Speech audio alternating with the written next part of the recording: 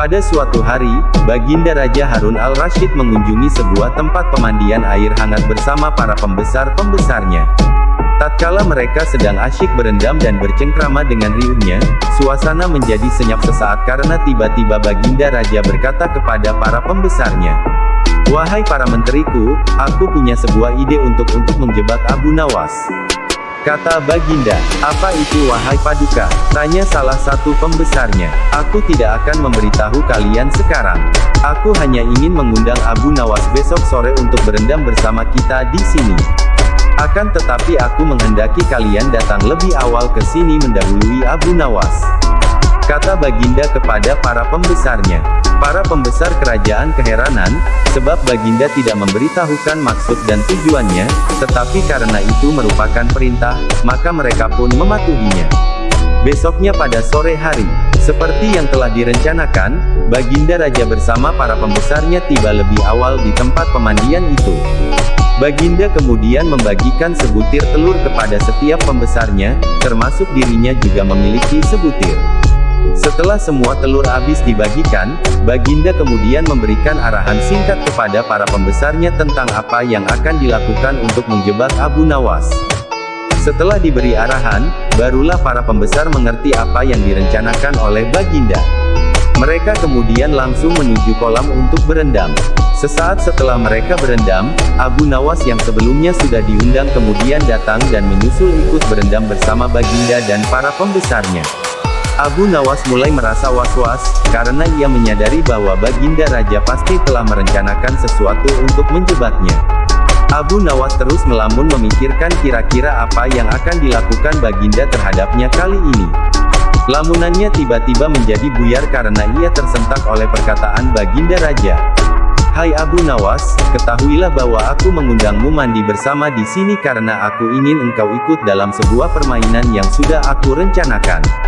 Abu Nawas bertanya pada Baginda, "Permainan yang seperti apakah wahai Baginda?" "Kita akan melakukan sesuatu yang belum pernah dialami oleh manusia dan hanya bisa dilakukan oleh binatang," kata Baginda pada Abu Nawas. "Mohon Baginda jelaskan, apa maksud dari permainan ini?" tanya Abu Nawas semakin penasaran. "Setiap orang dari kita yang ikut dalam permainan ini harus bisa bertelur seperti ayam. Oleh sebab itu barang siapa yang tidak bisa bertelur ia akan diberi hukuman," jelas Baginda. Setelah mendengarkan penjelasan Baginda, Abu Nawas menjadi lesu kehilangan semangat.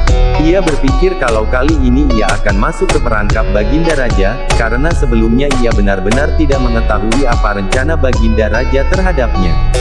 Abu Nawas terus terhanyut dalam lamunannya, sampai tiba-tiba perkataan Baginda Raja mengejutkannya. Baginda berkata kepada semua orang yang ikut dalam permainan termasuk Abu Nawas, "Baiklah, sekarang kita akan memulai permainannya. Kita semua harus menyelam ke dalam air dan kemudian kembali naik ke atas menunjukkan telur kita masing-masing," kata Baginda tersenyum. Mereka semua mulai menyelam, kemudian satu persatu hingga seluruhnya para pembesar dan Baginda mulai kembali muncul ke atas. Masing-masing mereka menunjukkan sebutir telur ayam. Abu Nawas masih menyelam di dalam air, ia masih berpikir bagaimana cara meloloskan diri dari hukuman. Karena paru-parunya sudah semakin terdesak, ia akhirnya segera ke permukaan untuk bernapas. Baginda kemudian langsung bertanya kepada Abu Nawas, "Di mana telurmu hai Abu Nawas? Hanya engkau yang belum menunjukkan pada kami." Dengan tiba-tiba Abu Nawas langsung berkokok seperti ayam jantan dengan suara keras. Baginda dan para pembesarnya merasa keheranan dengan tingkah Abu Nawas. "Apa yang engkau lakukan Abu Nawas? Di mana telurmu? Jika tidak ada engkau akan dihukum," desak Baginda. "Ampun tuanku, hamba tidak bisa bertelur seperti Baginda dan para pembesar lainnya," jawab Abu Nawas dengan tenang sambil membungkuk memberi hormat pada Baginda. "Jika begitu, engkau harus dihukum," kata Baginda merasa senang karena dapat menjebak Abu Nawas. "Tunggu dulu Baginda," kata Abu Nawas pada Baginda. "Apa lagi wahai Abu Nawas?" tanya Baginda yang sudah tidak sabar memutuskan hukuman untuk Abu Nawas. Abu Nawas kemudian menjawab, "Sebelumnya izinkan hamba memberikan penjelasan untuk membela diri." Baginda mengangguk memberikan izin. Abu Nawas kemudian menjelaskan pembelaannya. Mohon ampun Yang Mulia, bukannya hamba tidak bisa bertelur. Sebenarnya hamba bisa saja melakukan seperti para pembesar dan Baginda lakukan. Tetapi hamba merasa diri hamba tidak cocok menjadi ayam betina, karena itulah hamba memilih menjadi ayam jantan. Bukankah ayam jantan tidak bisa bertelur? Hanya ayam betina yang akan bertelur, kata Abu Nawas kepada Baginda sambil kemudian kembali berkokok keras seperti ayam jantan. Baginda dan para pembesar hanya terdiam dengan wajah memerah karena malu telah dianggap sebagai ayam betina oleh Abu Nawas. Tanpa berkata apa-apa Baginda beserta para pembesarnya segera memakai pakaian dan pergi meninggalkan pemandian, sedang Abu Nawas hanya tersenyum melepas kepergian mereka. Suatu ketika Abu Nawas menerima undangan untuk sebuah jamuan makan malam oleh Baginda. Dalam undangan tersebut, ia diminta untuk berpidato mengisi acara jamuan dengan tausiah agama. Abu Nawas datang ke istana lebih awal menghadiri undangan Baginda, karena itu, Abu Nawas dipersilahkan duduk di bagian depan. Di depan, ia seakan-akan seperti menjadi tamu yang sangat istimewa. Beberapa saat kemudian, para undangan yang lain mulai berdatangan satu persatu langsung menempati kursi-kursi yang disediakan. Kemudian, menyusul para pejabat kerajaan yang datang dan langsung menuju kursi yang paling depan. Akan tetapi, salah seorang pejabat yang hadir sedikit terlambat sangat terkejut melihat kursi paling depan sudah penuh dan salah satunya sudah diisi oleh Abu Nawas. Pejabat tersebut langsung protes keras pada panitia penyelenggara makan malam. Kenapa saya yang lebih terhormat berada di belakang dan justru Abu Nawas yang hanya rakyat biasa berada di depan? Protes pejabat tersebut, Tuan seharusnya menanyakan langsung kepada Abu Nawas sendiri, kata salah seorang panitia. Karena merasa posisinya disamakan dengan orang biasa, pejabat tersebut tidak terima. Ia berjalan ke depan menghampiri Abu Nawas kemudian berbisik padanya bahwa yang pantas duduk di kursi itu adalah dirinya yang merupakan pejabat kerajaan terhormat. Wahai Abu Nawas, kamu tidak pantas duduk di sini, karena kursi depan seharusnya diisi oleh pejabat seperti saya. Tegas pejabat itu dengan sombong. Mendengar teguran pejabat yang merendahkannya, Abu Nawas membela diri. Maka terjadilah perdebatan di antara mereka, hingga para tamu lain juga mendengarnya. Saudara pejabat yang terhormat, pada kenyataannya Anda itu tidak lebih dari seorang pesulap, kata Abu Nawas mulai angkat bicara. Wah, tidak bisa begitu, saya adalah pejabat kerajaan bukan pesulap. Engkau yang pesulap, cetus pejabat tersebut. Semua tamu yang hadir dibuat tegang dan tertuju pada mereka berdua. Sekalipun saya adalah pesulap, tapi ketika naik panggung, saya bisa bertindak sesuai janji. Saat saya berjanji mengubah sapu tangan menjadi kelinci, maka bim salabim, sapu tangan itu benar-benar berubah menjadi kelinci. Kata Abu Nawas, apa maksudmu? Apa hubungannya denganku? Tanya pejabat. Anda seperti seorang pesulap yang gagal di atas panggung, berjanji mengubah bunga menjadi kelinci tapi Anda tidak berhasil mewujudkannya.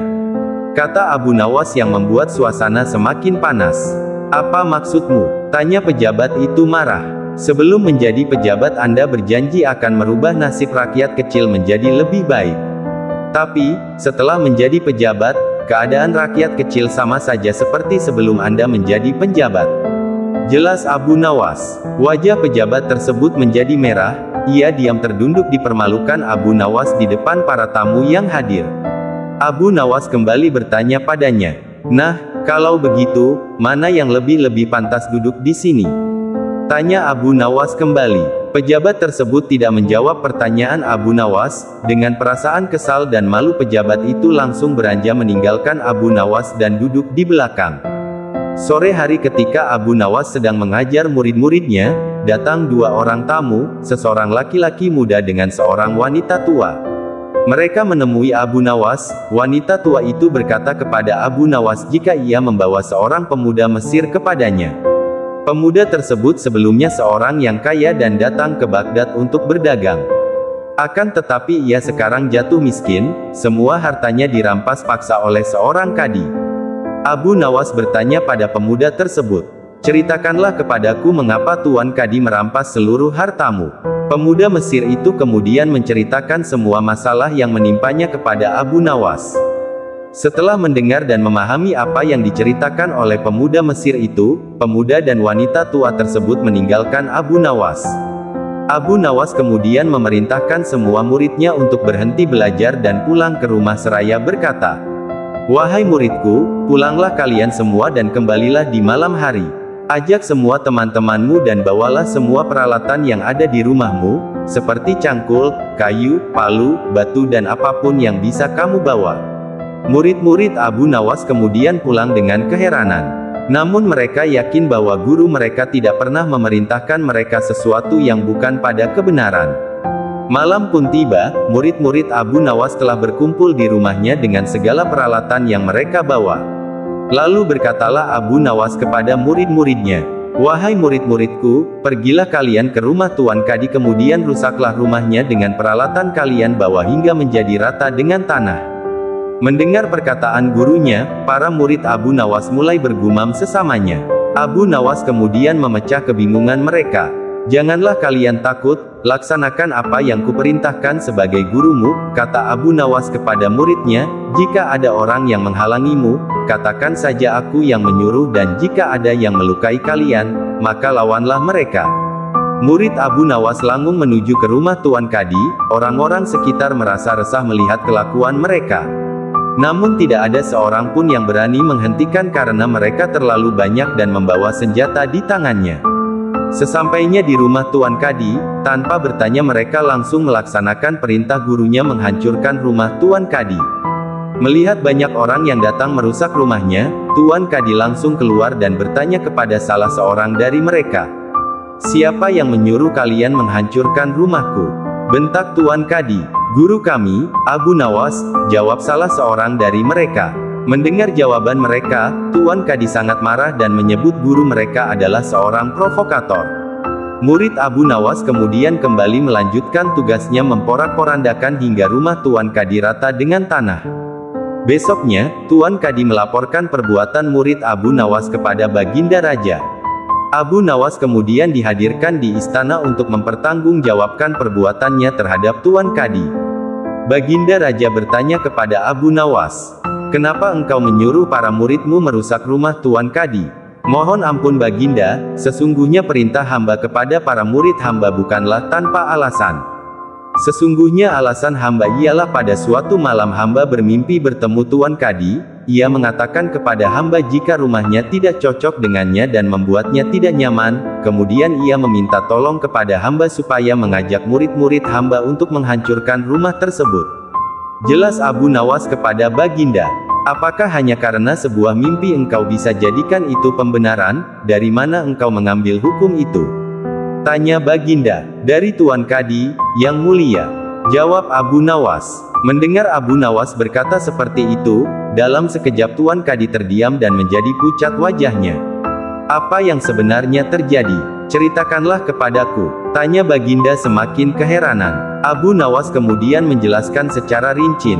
"Baginda yang mulia, pada suatu hari ada seorang pemuda Mesir kaya yang berdagang di negeri ini. Ia kemudian mendadak jatuh miskin karena hartanya telah dirampas secara paksa oleh Tuan Kadi ini, dan itu hanya karena sebuah mimpi yang dialami Tuan Kadi.